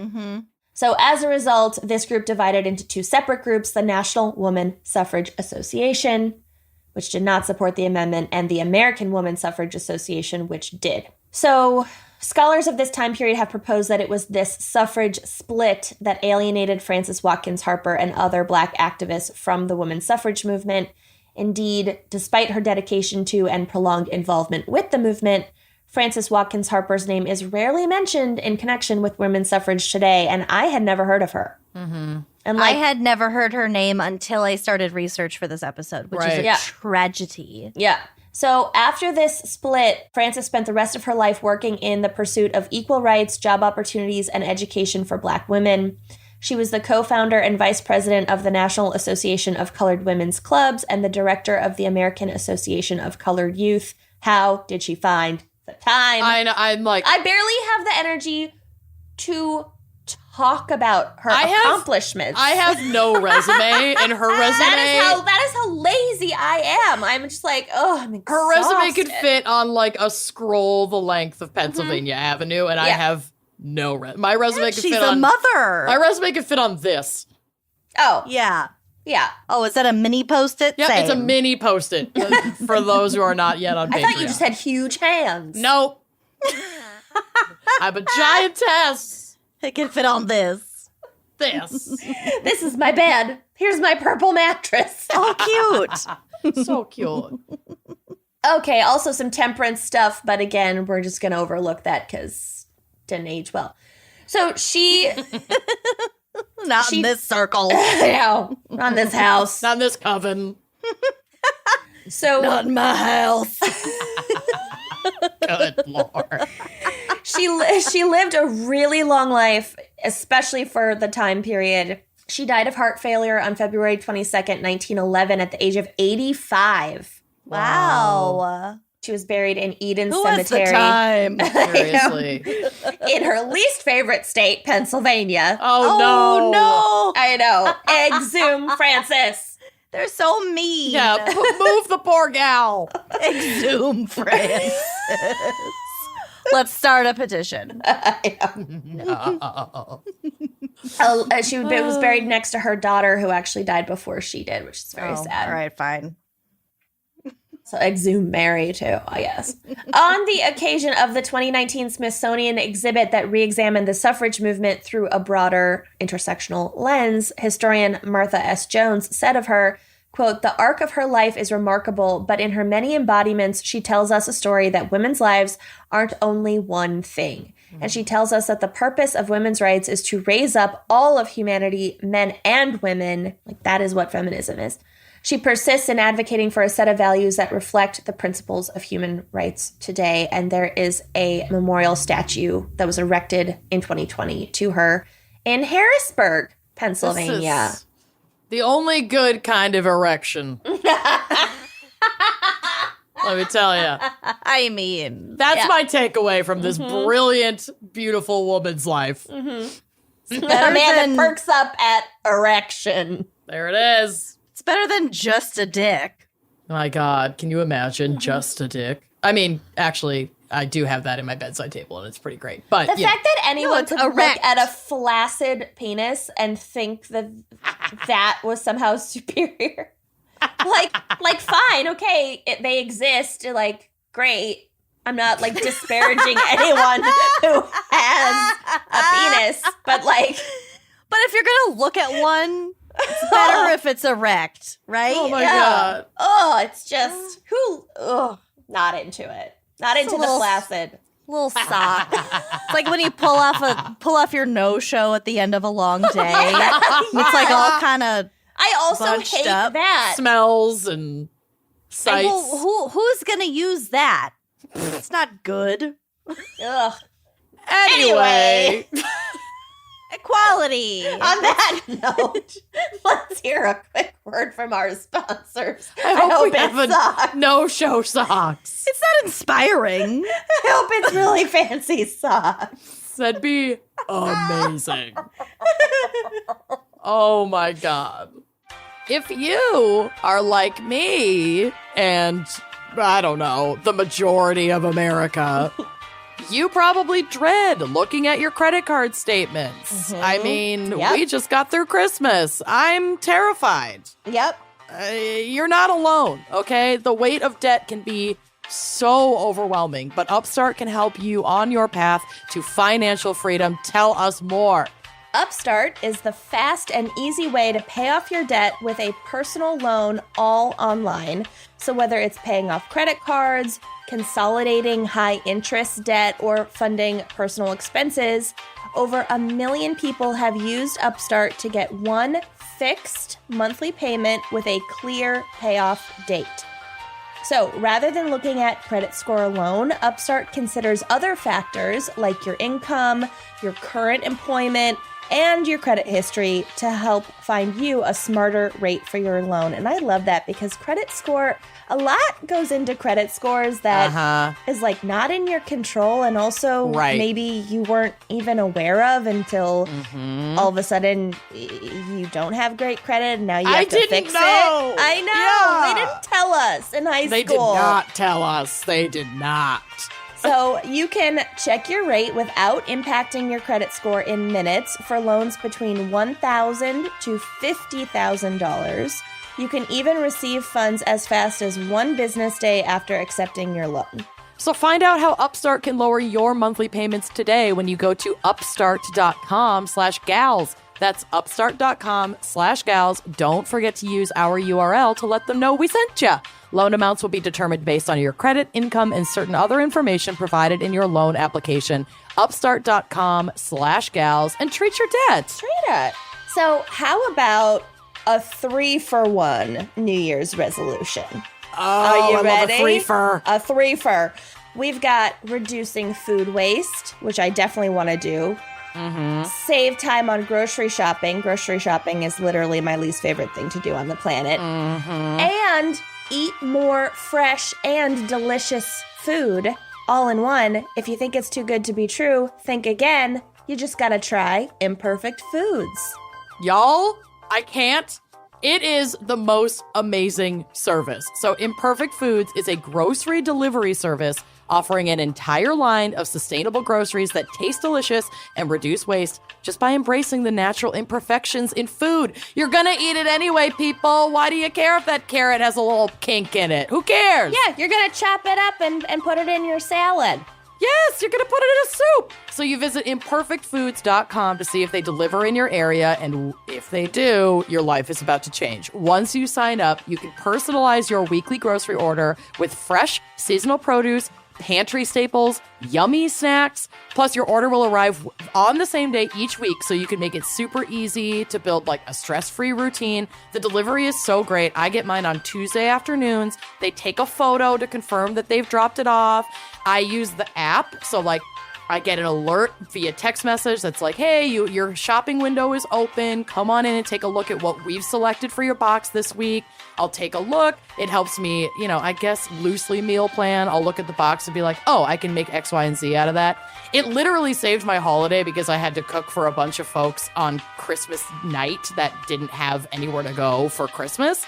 And if I didn't have my Imperfect Foods box, I would have had nothing to offer anyone. And I made like a full dinner with like sides and desserts. I mean, it was amazing. And on average, Imperfect Foods customers save 6 to 8 pounds of food with every order.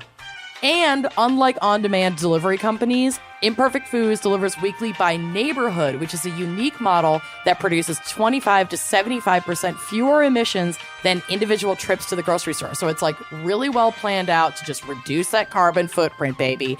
And you can say goodbye to packaging guilt because Imperfect Foods is the only national grocery delivery company that makes it easy to return your packaging after every order. So you're not just throwing out a bunch of stuff every week. I love how thought out it is when it comes to like the environment and sustainability, but you're also like not sacrificing quality. The food is amazing. It's so good. This Imperfect Foods is the reason I eat fresh fruits and vegetables. The only reason. So right now, Imperfect Foods is offering our listeners 20% off your first 4 orders when you go to imperfectfoods.com and use promo code GALS, G-A-L-S. Again, 20% off your first 4 orders. That's up to an $80 value at imperfectfoods.com. Offer code when you use promo code GALS. Join the movement at imperfectfoods.com and use code GALS. And treat your groceries. It is officially 2022. Believe it or not, I'm choosing to believe it today. And now is the time to get your wellness routine into action and prioritize your health. And Care of allows your vitamin routine to be personal, easy, effective, and constantly evolving. Absolutely. So Care of is a subscription service that ships high-quality, personalized vitamins and powders conveniently to your door every month. You know that we don't enjoy leaving our homes. Nope. We want stuff shipped conveniently to us. Yup. So basically you take a short, in-depth quiz, and this quiz is like really fun. It honestly feels like a BuzzFeed or Cosmo quiz. It's beautiful. This quiz covers questions about your health goals and your lifestyle, and then you get personally tailored recommendations based on your answers, and you can stick with what Care of has recommended for you, or you can change up your pack at any time. I have long been a vitamins gal. I like my vitamins. I like the routine of it, everything. And from taking Care of's quiz, I actually retake it every year because, my body and my lifestyle changes. Yeah. And I just love their recommendations and their products. And that is because Care of's products are made from good-for-you, clean ingredients that are backed by the latest science and research. I love science and research. I'm pro science and research, so you can feel good about what is going in your body. Don't just randomly choose something off the shelf. Yeah, that's what I do. It's not great. Yeah. So for 50% off your first Care of order, go to takecareof.com and enter code GALS50. That's GALS50. Again, for 50% off your first Care of order, go to takecareof.com and enter code GALS50 and treat your wellness. Treat it. Are we ready for my case? I don't know. Maybe. My case is not about women's suffrage. It's about the inventor of no-shows and how much I hate them. Oh my God, you Suffer. really had me for a second. I was like, I what's took it suffrage to a totally different, I intentionally misunderstood suffrage. Oh, I thought it was women suffering. I'm so sorry. Yeah. Sorry. No, just kidding. I'm covering the fan pick case today. So I am talking about Alice Powell, Yes. who was born in 1885, only 32 years before Helen. She could have held Helen as a baby. She could have literally held Helen. She nannied for There's Helen. no way to know she didn't. No, she didn't. She was born in my favorite U.S. state, New Jersey. Oh, God. Better than Pennsylvania. Just kidding. I actually love Pennsylvania. Me too. She was the oldest of 4 kids to wealthy parents, Tracy and William Powell. Excuse me, one of my Tums trying to come up. William was a, quote, Quaker businessman, which I had to look up because I could only picture this meant selling oats, and honestly, I wasn't that far off. This search Was he brought a me... Quaker who was a businessman? This is like a whole thing. This search brought me to quakersintheworld.org, which says, quote, Quakers sought enterprises that were non-military and also useful. The, quote, innocent trades. Oh, yeah. Peaceful. They pioneered- Pacifist. Yeah, they pioneered the mass production of iron, and there were mining and metal production concerns, all central to the early Industrial Revolution, alongside older occupations such as wool and cloth production, farming, craft, and shopkeeping. They made domestic china, cast iron utensils, engine and railway components, medicines, chocolate, and much else, end quote. Oh, those Quakers. This also made me cringe laugh. Quote, Quaker communities oversaw local Quaker businesses in order to maintain these standards and prevent over-indebtedness and bankruptcy. They also regulated the master-servant and employer-employee relationships in the interest of equality and fairness. And BDSM. Yes, not the good. equality of the master-servant relationship. Oh, yeah. Yes. Oh, yes. No. Nothing to see here, folks. I thought the Quakers Don't were all look it up. abolitionists.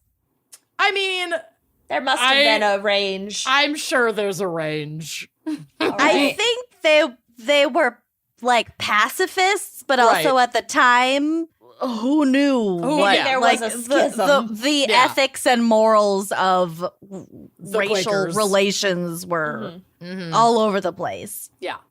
So Alice's parents were progressive for white folks at the time, at least when it came to women's rights. They supported women's access to education, business involvement, and voting rights. Alice's mother had been involved with the suffrage movement, and as a child, Alice would attend women's suffrage meetings with her mother, Tracy. Cool. She pursued an advanced education, and her education is bonks. It's peppered throughout this entire case. Like you're saying, where do you find the time? She enrolled in one of the few schools at the time that allowed women, the Swarthmore College, which was actually co-founded by her grandfather. That's like a Quaker-founded school. Wow. Yeah. She graduated with a degree in biology in 1905 before attending what is now known as Columbia University in New York. At time, it was the New York School of Philanthropy. I didn't know that. Yeah. And Philanthropy. yeah, I mean, there's like a lot of legacy, like social work through Columbia, I guess, before this. She got her master's in sociology in 1907 there. She spent a couple years in England studying social work and then came back to the States to get a PhD from the University of Pennsylvania in Jesus 1910. Swarthmore, Columbia, UPenn. Jesus Christ. Yeah, England. it's a lot. Yeah. While she was studying in the UK, she got involved in their suffrage movement and returned to the States with skills in protesting, picketing, and hunger strikes, all tactics that were being used by suffrage leaders in the UK. After wrapping up her PhD, she joined the National American Woman Suffrage Association, the NASA, and focused her energy on lobbying Congress for a constitutional amendment granting women the right to vote. This was actually a divisive choice with the NASA because their focus was on state campaigns despite the word national being in their name. A small detail. Yeah, just, it's fine. not split hairs. It's just states everywhere. And Alice wanted this to be, well, national. So she and a few others who agreed with her approach separated from Nassau and formed the National Women's Party. Alice is a big reason why the Women's March that occurs in March almost every year is a thing. So she was skilled in big group assembly, parades, pickets, and marches, and her first ever U.S. march was also the largest that she organized. It took place in Washington, D.C. on March 3rd, 1913, which was the day before Woodrow Wilson's presidential inauguration. The march as we know it today, unfortunately, still suffers from a lot of the same issues it did at its inception, with the exclusion of women of color from planning committees and leadership roles.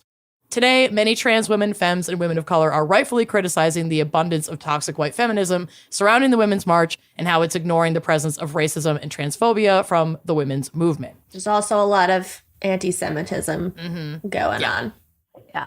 So Alice Paul was not an exception to this racism, and while she was initially recruiting both black and white women to march, she was part of discussions about segregating participants based on race to the back of the march. Can you? Oh my fucking God. Yeah. That is just. Like, She was get either to the like- back of the march. Yeah. She was either like, well, all of the black participants can march in the back, or a lot of the marches were like, they were all grouped by what state they were representing. Okay. So it's like, or we'll just default to what your state's leader says at the march, where you can march, is basically how that went. Oh my God. fucking God. Yeah. That is But just. the idea of just letting them participate within the same parameters as the white marchers Unthinkable. was Pretty much. not even on the table. Okay, Yeah. That got is it. just like such a manifestation of everything we've been talking about. Oh, the yeah. fact that like as human beings, they marching for equality still had this mindset as their default. Yeah. Like I said, they're white first, they're women second. Oh, Yeah. 1,000%. Yeah. Yeah, she was part of discussions about segregating participants based on race to the back of the march and willing to align herself with anti-blackness to secure the vote. This is from the Tennessee Tribune. Quote, initially, Paul had reached out to invite black women in Washington, D.C., especially the members of Howard University's Delta Sigma Theta sorority, to take part in the parade. Facing criticism and the threat that white Southern women might pull out, Paul recalculated and drew a line. The parade was to be, quote, a purely suffrage demonstration entirely uncomplicated by any other problems such as racial Who's ones. end complicating quote. it? By Racial setting up ones. where people can march. Yeah. You're complicating it. Precisely. Yeah, you're organizing this shit. Figure it out. Oh my God. Paul imagined she knew best, continuing on to say, quote, our winning suffrage will be the thing that will most raise the state of Negro women. How? End quote. Doesn't seem like it Yeah. since you're making us march in the back. Right. But And- it's the best they can hope to get. Right. Let's just give this to them. And as we've been discussing throughout this episode, this is still the foundation of like toxic white feminism today, ignoring other intersections of oppression and thinking that aligning with just whiteness to get rights will bring rights to all, when we know historically that isn't true. So again, from the Tennessee Tribune, quote, Mary Church Terrell, a black woman, was a former head of the National Association of Colored Women and a Washington, D.C. power broker who traveled home from New York to march. Terrell had always kept one foot in suffrage association politics and knew its shortcomings well. Neither Ida B. Wells nor Terrell frequented Alice Paul's circles, but they appeared on that day to make plain that black women would never cede the question of their voting rights to others. Wells and Terrell were not alone. Most of the 24 or so black women marchers were local residents of Washington, D.C., including the sculptor May Howard Jackson, the director of the Washington Conservatory of Music, Harriet Gibbs Marshall, pharmacists and drugstore owners, Dr. Amanda Gray and Dr. Ava Ross, and a contingent of college women that included Oberlin College graduate and advocate for early childhood education, Anna Evans Murray, M Street School French instructor, Georgia Simpson, and Smith College graduate, Harriet Schad. Howard University students also joined the procession decked out in caps and gowns. So it was like, we're representing us. Yeah. We're fucking amazing. We don't trust white ladies to get us what we need. Rightfully so. They have some good ass representation too. Like those Yeah. are all amazing people. Yeah. So the group of 8,000 women were met by about 500,000 spectators, some supporting the action, but most opposing and heckling. They did get President Wilson's attention, though, because he agreed to a meeting with Alice and other suffrage leaders to discuss a constitutional amendment. He ultimately decided, however, that it, quote, wasn't the right time to make that change. Oh, okay. Alice wasn't deterred by this, but instead fortified her efforts and founded the Congressional Union for Women's Suffrage with the express mission of lobbying Congress for this constitutional amendment. She launched a campaign in 1917 that coordinated about 2,000 volunteers to picket the White House around the clock for 18 months. It was an occupation of the White House. These love volunteers that. were known as, quote, silent sentinels who would gather with signs at the White House in peaceful protest, dress all in white, silent, and working in shifts over almost 2 years. And if you've ever been to DC in the summer, and you can imagine what layers and yards of fabric they had on. I mean, Yeah. they started in January, but yeah, they had to go through some hot months. That's Jesus. 2 summers. Yeah. Jesus. Yeah. So they maintained a presence 6 days a week, holding banners demanding the right to vote, but were met with violence by both citizens in opposition and, of course, the police. Picketing had been legalized in 1914, so the silent sentinels weren't breaking any laws, but mass arrests on flimsy charges like obstructing traffic, like horse-drawn traffic, Fucking still how they arrest people today. 1,000%, it's going to sound real familiar, and police brutality were common at these demonstrations. The media went nuts covering these injustices. Some were like really shining a light, some media outlets, on how fucked up the government response was to this, while obviously many others were like, well, Shouldn't Look have what been she- there. yeah, what play she was stupid games, wearing. get stupid prizes. Yeah, Yeah. They did break the law, technically. right. Yeah. They So- deserve to to be protect met with our lethal sidewalks. force. Yeah. The Boston Journal wrote, quote, the little band representing the NWP has been abused and bruised by government clerks, soldiers, and sailors until its efforts to attract the president's attention has sunk into the conscience of the whole nation. So like So some... we're like Sorry. passersby essentially like grabbing them and Oh, like, yeah. I mean, yeah. shit like that was happening. Like, they were being heckled and harassed all fucking day long. constantly. Literally day and night, 6 days a week. So President at the time, Wilson, pardoned a few of the arrested women at first, but that was mostly for show, and the pardons pretty quickly stopped. When Alice was arrested, she actually advocated for the maximum sentence for herself to, like, make a statement, and was put in jail for 7 months. While jailed, she began a hunger strike. She was threatened with institutionalization in an insane asylum, which is what it would have been referred to at the time, moved to the prison psych ward, brutalized, and force-fed raw eggs through a tube in response to her strike. Jesus Christ. She could have died from the eggs. I know. Well, She later stated, quote, it was shocking that a government of men could look with such extreme contempt on a movement that was asking nothing except such a simple thing as the right to vote.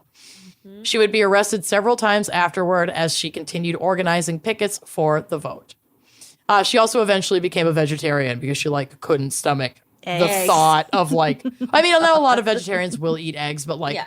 the thought of just the Some of the shit that conditions. she was fed, yeah. Yeah, the conditions in these prisons, it's bad now, but it was unfathomable Yeah. in the early 1900s. That, So is- after- that takes some fucking bravery. There's Yeah. no way that I would have the strength to go on a hunger strike. There's just no fucking way. I mean, I literally I would couldn't. cave. Well, yeah, you literally could not. I would Yeah. fucking cave so fast. I prioritize my comfort I, at an extreme level. yeah. It's, yeah. Yep. I'm selfish. I could Yeah. never be as strong as these women. No. Period. Full stop. So after the 19th Amendment was ratified, Alice pursued a law degree because she just loves education. She already has a PhD, right? Uh-huh. Oh, there's more. Oh, great. A law degree from Washington College of Law and a master's and doctorate degrees from American University. Get So it? she's All like right. a doctor, a lawyer.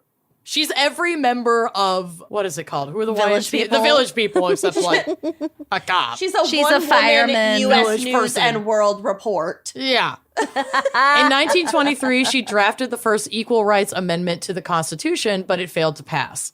She remained committed to the women's rights movement throughout her life, lobbying Congress successfully for gender equality to be included in the preamble to the United Nations Charter and the 1964 Civil Rights Act, which also encompassed the Voting Rights Act. So this is from Wikipedia. Quote, the prohibition on sex discrimination was added to the Civil Rights Act by Howard W. Smith, a powerful Virginia Democrat who chaired the House Rules Committee. Smith's amendment was passed by a teller vote of 168 to 133. For 20 years, Smith had sponsored the Equal Rights Amendment in the House because he believed in equal rights for women, even though he opposed equal rights for Black people.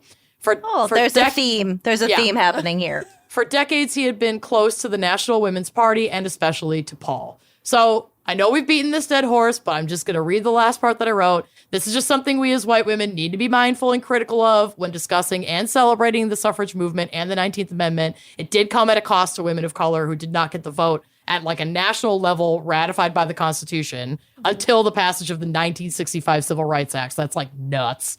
So while suffragettes like Alice Paul promised that getting white women the vote would open the door to women of color to get the vote, they quickly abandoned that sentiment once they got what they wanted, which is like an act that's all too common, including now. Yeah, it doesn't affect you. Right. You don't have the energy to fight not my for problem. it. Yeah. Alice Paul died at the ripe old age of 92 and has been immortalized in multiple halls of fame by the U.S. Mint on a $10 gold coin and by Hilary Swank, who played her in the film Iron-Jawed Angels in 2004. That is which our fan picker possibly- recommended. Yeah. I'm not going to say what I was about to say. The worst movie you've ever seen. I've never seen it, but I was going to say that is quite possibly the worst film title I've ever heard. It's Charlie's Angels 2, The Iron-Jawed Angels. I know. Can you imagine somebody turning that on and being like, oh, Hilary Swank is in the new Charlie's Angels? Wait. Fucking This wait. is not what I thought I was ordering on Amazon Prime. Oh, I'm God. sure there's a reason they Did you called rent it or that. buy? I'm sure. But As yes. someone who rarely reads the synopsis when I see a movie title that I think I get, I would be like, oh, is this the Charlie's Angels with Kristen Stewart? Iron-Jawed Angels. I love her. Well, Ani Davis recommends that movie. All right. Well, thank you, Ani Davis, for letting us get on our soapboxes. Yeah. God, for giving us the box. Yeah.